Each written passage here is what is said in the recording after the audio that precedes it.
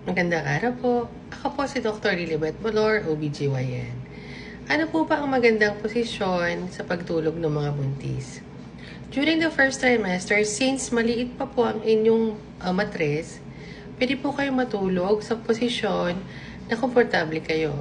Pero pagdating po sa later part ng second trimester or third trimester, karamihan po sa mga eksperto, ang nire-rekomenda ay ang pagtulog sa left side o sa kaliwa ninyo para hindi maipit ang mga malalaking blood vessels at maging maganda ang blood flow papunta sa uterus at sa baby.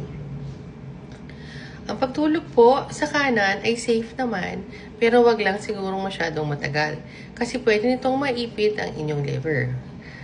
Ang posisyon po na dapat iwasan ay ang paghiga ng nakatihaya kasi maaari nitong maipit yung mga blood vessels. At pag naipit, maaaring mahirapan ang puso ni mami na mag-pump ng blood papunta kay baby at para na rin kay mami. Kaya minsan yung mga mami pagising sa umaga para silang nahihilo.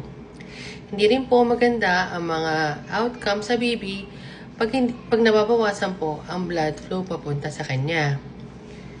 Ang isa pong dapat pa pong iwasan ay ang paghiga ng nakadapa. Mami, pag kayo po ay nagising sa gabi at nakita nyo na kayo ay nakatihaya o nakadapa, huwag pong magpanik ha. Tumagilid lang. Ang mahalaga po, komportable kayo at maayos po ang inyong pagtulog. Salamat po!